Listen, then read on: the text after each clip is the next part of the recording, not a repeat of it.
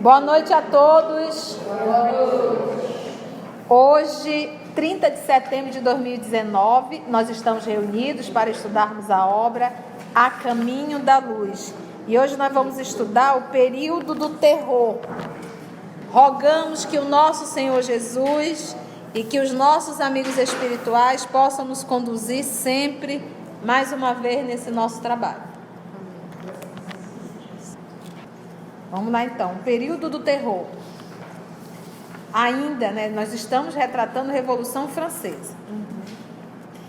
A lei das compensações é uma das maiores e mais vivas realidades do universo. Você quer comentar?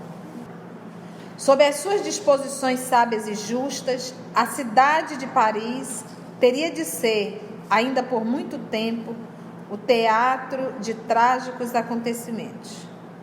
Foi assim que se instalou o hediondo Tribunal Revolucionário e a chamada Junta de Salvação Pública, com os mais sinistros espetáculos do patíbulo, que era a estrutura de madeira para execução. Então, nós bem entendemos e acompanhamos aquele grupo que se reunia no tribunal, lembra disso?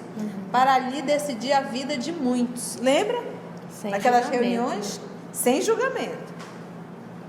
O que chama atenção para mim aqui, não sei se eu vou estar certa na minha colocação, é assim, a lei das compensações. Então, assim, tipo, vamos dizer, a lei do karma, né? É uma lei inderrogável, vai acontecer. E aí, mais embaixo, ele fala que Paris teria de ser. Eu fiquei pesquisando o que aconteceu em Paris de sinistro, que podia ainda ter... E eu achei a noite de São Bartolomeu, em 1572. Então, assim, o que estava purgando ali, compensando ali, né? No processo de resgate coletivo. No resgate coletivo. Muito bem. Sob as suas disposições sábias e justas, a cidade de Paris teria de ser, ainda por muito tempo, né, o teatro de trágicos acontecimentos, né? Entendi. Foi assim que se instalou o hediondo tribunal. A consciência da França viu-se envolvida em trevas espessas. A tirania de Robespierre, bem conhecido nosso, lembra? Ordenou a matança de numerosos companheiros e de muitos homens honestos e dignos. Lembra de Robespierre? Mandando todo mundo para a guilhotina? Erradamente, Carlota Corday entregou-se ao crime na residência de Marat, com o propósito de restituir a liberdade ao povo de sua terra e expiando seu ato extremo com a própria vida, porque ela acabou indo para a guilhotina. E Marat, ele manipulava toda uma sociedade com o jornal. Lembra disso? Manipulava e estimulava mais ainda a violência e a agressividade. E uma vez ele tendo sido morto por essa jovem, assassinado, o povo meio que queria idolatrá-lo, inclusive considerá-lo até igual ou melhor que Jesus. Lembra disso? Fazendo até templos. Olha, gente, o que é uma mente?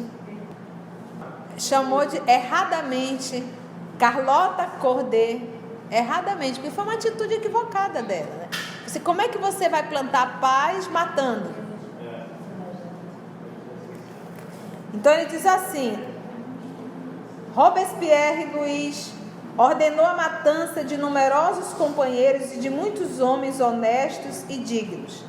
Erradamente, Carlota Corday entregou-se ao crime na residência de Marat, com o propósito de restituir a liberdade do povo de sua terra e expiando seu ato extremo com a própria vida.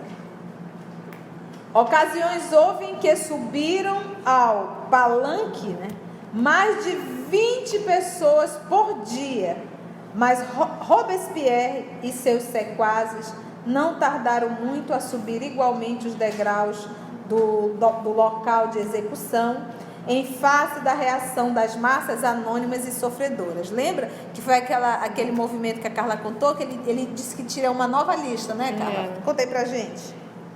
Na última sessão, depois do dia da inteligência suprema, que ele pareceu bastante louco, ele chega no tribunal, né, na Constituinte, e diz que tem uma nova lista, mas não mostra a lista, diz que vai mostrar no dia seguinte. Nisso, ninguém dorme de noite pensando, que será? Estarei nesta lista? Não estarei nesta lista? Vamos queimar essa lista, e o dono dela. E quando ele chega no outro dia, ele não tem nem tempo de falar, já é preso, e daí ele vai ser executado. Foi preso, lembra que ele tentou suicídio, matar, né? Os amigos conseguiram, ele deve ter titubeado, a bala não matou e acabou só estourando o maxilar dele. Então quebrou, imagina, fraturou mandíbula, maxilar, seja lá o que for. Nem mais falar pôde. Nem mais pôde falar. Então amarraram ali um pano, eu imagino a dor que esse cidadão estava sentindo. E daquela forma foi conduzido à guilhotina, né? Então, quem com ferro fere. Mas Robespierre e seus sequazes não tardaram muito a subir igualmente os degraus do local de execução, em face da reação das massas anônimas e sofredoras. Vamos para a Constituição, ainda dentro da Revolução Francesa. Depois de grandes lutas com o predomínio das sombras, conseguem os gênios da França inspirar aos seus homens públicos a Constituição de 1795. Os poderes legislativos ficavam entregues ao, abre aspas, Conselho dos 500 e ao Conselho dos Anciãos, ficando o poder executivo confiado a um diretório composto de 5 membros. Estabelece-se dessa forma uma trégua de paz, aproveitada na reconstrução de obras notáveis do pensamento. Os centros militares lutavam contra os propósitos de invasão de outras potências europeias, cujos tronos se sentiam ameaçados na sua estabilidade, em face do advento das novas ideias do liberalismo, e os políticos se entregavam a uma vasta operosidade de edificação, vingando nesse esforço as mais nobres realizações. Essa Constituição de 1795, fazendo um resumo dela, ela é a primeira que estabelece a diferença entre os 3 poderes. Então, acaba com aquele de um só que manda em tudo. Então, assim, resumidamente, se a gente quiser pode ler, mas ela é a primeira que faz essa divisão entre os 3 poderes, que é um marco que é o que a gente vive até hoje, né?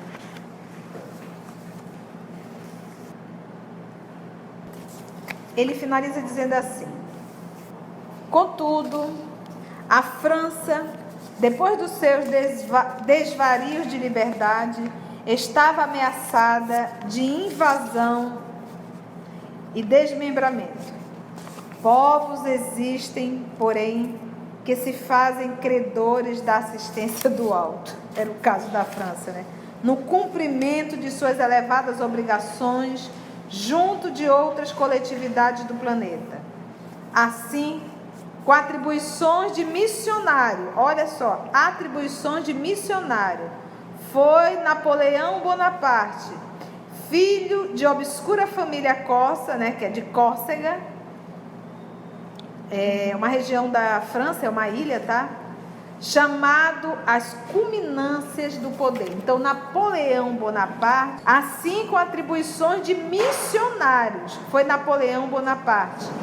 Porque quando a França, lembrando do filme, a França ficou com guerra dentro, e os que estavam em volta, vendo aquela loucura, começaram a invadir. Então tem a Áustria invadindo, tem a Inglaterra invadindo, tem a Espanha querendo um pedaço. Só que aí, como a gente não sabe como ela, enfraquecida e pobre de dinheiro, que não tinha mais, como que ela não se dividiu? Aí vem aqui os bastidores do além e conta, né, que povos existem, porém, que se fazem credores da assistência do alto. Então, nessa missão dela, que se reflete até hoje nas liberdades que nós temos, teve assistência do alto. Então, assim, ela não está tudo solto, está tudo amarrado. E aí nós vamos entrar um pouco em Napoleão Bonaparte. O nosso Emmanuel já coloca ele, que ele realmente teve atribuições de missionário. Olha só, ele nasceu em Córcega, né? E depois essa cidade era uma ilha e foi transferida para a França pela República de Gênova. E ele foi morto em Santa Helena. Ele desencarnou em Santa Helena em 5 de maio de 1821. Ele tinha 51 anos. E ele nasceu em 1769. Imagina, com 51 anos. Essa ilha de Santa Helena foi um local que ele foi exilado. E ficou lá preso, tá? Ele teve 7 irmãos. Ele era o 8º. O pai dele era advogado, que era Carlo Maria Bonaparte. Mãe dele, Maria Letícia Romini. Uma família descendente de pequena nobreza da Itália. Ou seja, nem francês ele era de origem. Depois essa ilha se tornou francesa, uma república de Gênova. Obrigada. Seu passado de relativa nobreza e suas conexões familiares permitiram que ele tivesse boas oportunidades de educação, acima da média da época para a região. Então ele era um homem inteligente. Quando ele tinha 10 anos de idade, o Napoleão ele ingressou no colégio militar de Brienne, na França. E durante 5 anos ele estudou matemática, geometria, álgebra, trigonometria e história. Então olha só, e você vê todo o investimento na vida de Napoleão para ele estudar. Era necessário esse movimento. Então o mundo foi aberto para ele. Em 1784, ele nasceu em 69, ele estava com quantos anos? 16. Ele ingressou na Escola Real Militar de Paris, onde começou sua carreira. Aos 16 anos de idade, já era subtenente de artilharia. 16 anos de idade. Em 1796, Bonaparte se casou com Josefina, viúva, 6 anos mais velha. A insatisfação na França era grande. Imagina. A burguesia se ressentia da instabilidade social e política. De um lado, os jacobinos, formados por revolucionários radicais, aqui mesmo já explica, e do outro lado, as tradicionais monarquias europeias, que temiam que os ideais revolucionários franceses se difundissem por seus reinos. Em 1799, os girondinos, partido da alta burguesia, aliaram-se a Napoleão. O rapaz já tinha 30 aninhos. Jovem, militar brilhante e habilidoso. Os girondinos eram os mais moderados. E juntos deram um golpe derrubando o diretório, no chamado golpe de 18 Brumário.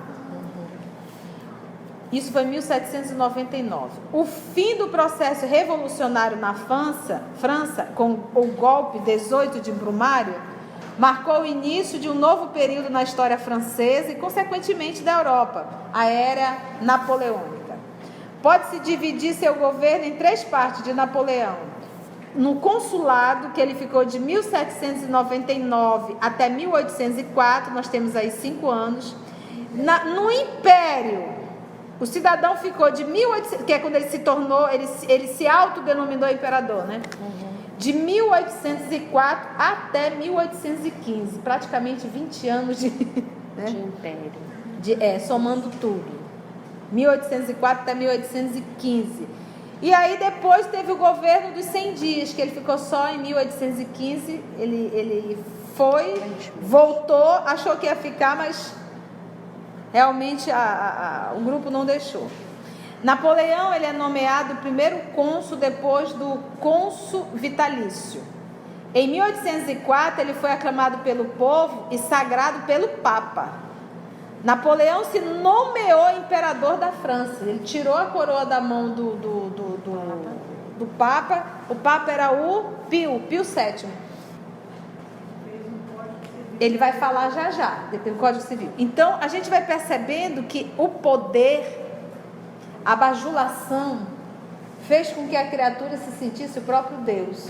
E aí ele perde. Ele tinha uma missão e cumpriu de certa forma, mas ele se perdeu por conta da vaidade e do orgulho. Quantos irmãos nossos, dentro da política, dentro da religião, dentro da educação, dentro de empresas, de indústrias, se fascinam e se perdem. Tem uma missão a cumprir, mas se fascinam com o poder, com o dinheiro e se perdem por conta de orgulho e vaidade.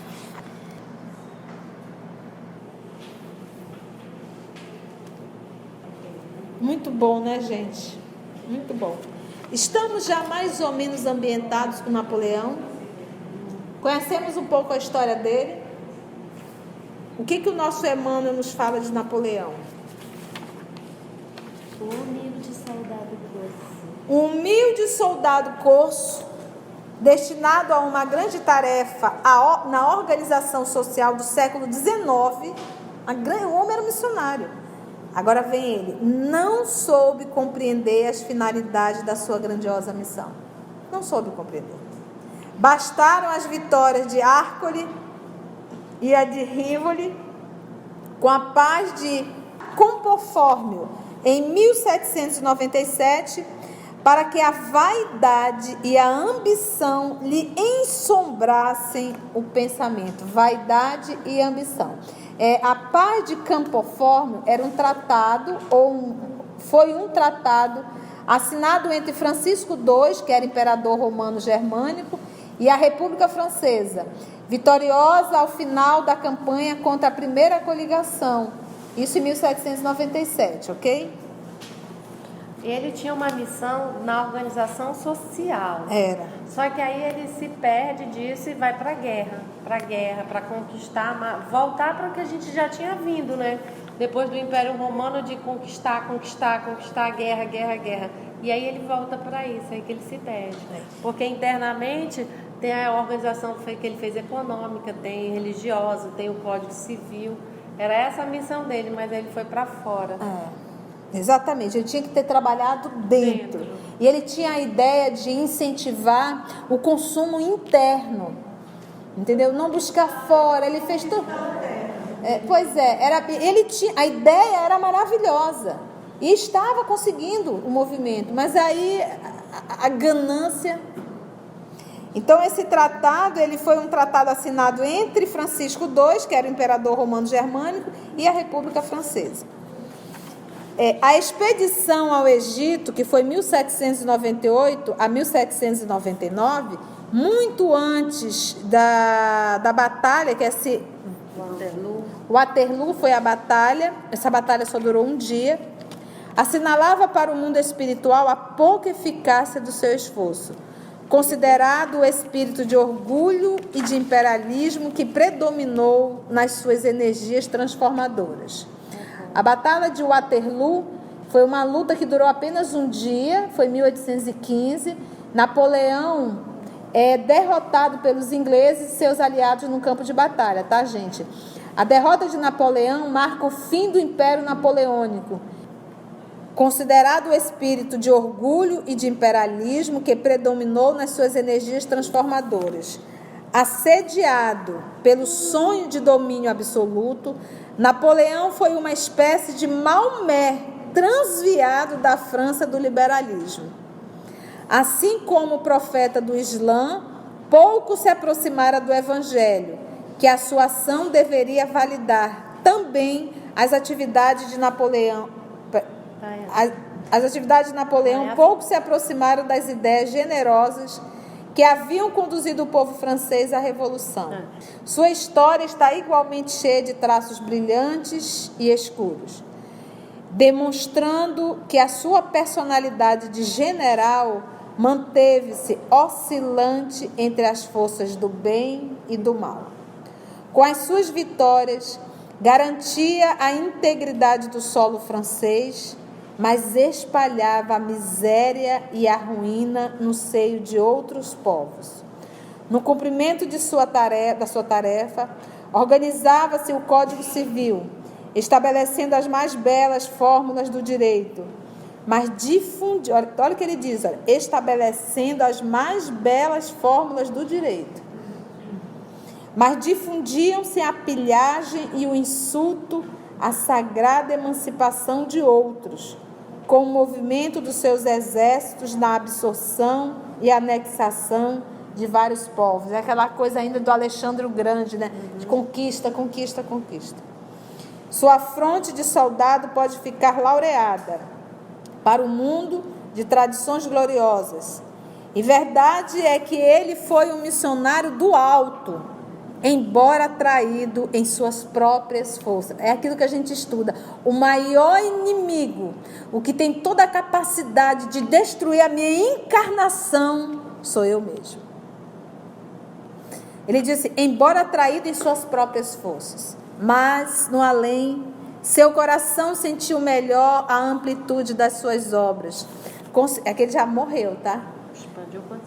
Considerando providencial a pouca piedade da Inglaterra que o exilou em Santa Helena após o seu pedido de amparo e proteção. Aí o Emmanuel nos conta uma fofoca que só Emmanuel sabe. Santa Helena representou para o seu espírito o início das mais dolorosas e mais tristes meditações na vida do infinito.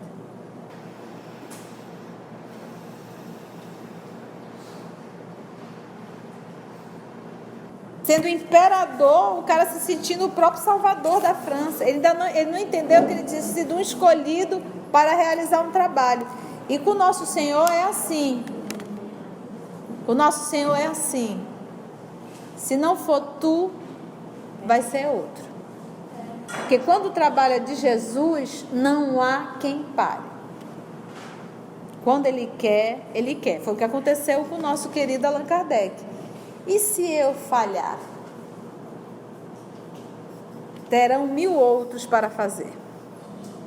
Porque o trabalho do nosso Senhor não está centrado na cabeça de um homem. Podemos orar? Foi bom, gente? Vamos orar?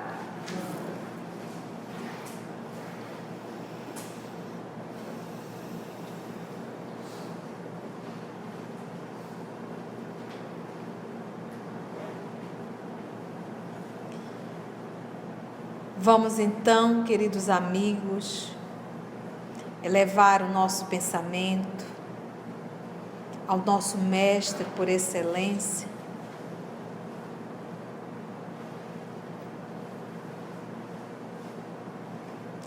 E podermos dizer a Ti, Senhor, a nossa gratidão pelo livro que nos esclarece, que nos conta a história da humanidade terrena, que nos fala das dores da França, que nos falou das dores de tantos outros países, fazendo com que cada um de nós tenhamos a consciência e a lucidez das escolhas do terráqueo. O quanto nós nos afastamos do amor divino. Obrigada, Jesus, por aqui estarmos. Obrigada, Senhor Jesus, por essa doutrina que nos consola e que liberta a nossa consciência. Obrigada, Senhor da vida, pela saúde do corpo e pela lucidez da mente. Obrigada, Senhor Jesus, por essa encarnação, que possamos aproveitar, crescer, amadurecer, educar, se libertar das algemas, da vaidade, do orgulho, e compreendermos que te seguir é o caminho mais leve, é o caminho mais suave, é o caminho mais digno, é o caminho que nos traz a verdadeira felicidade.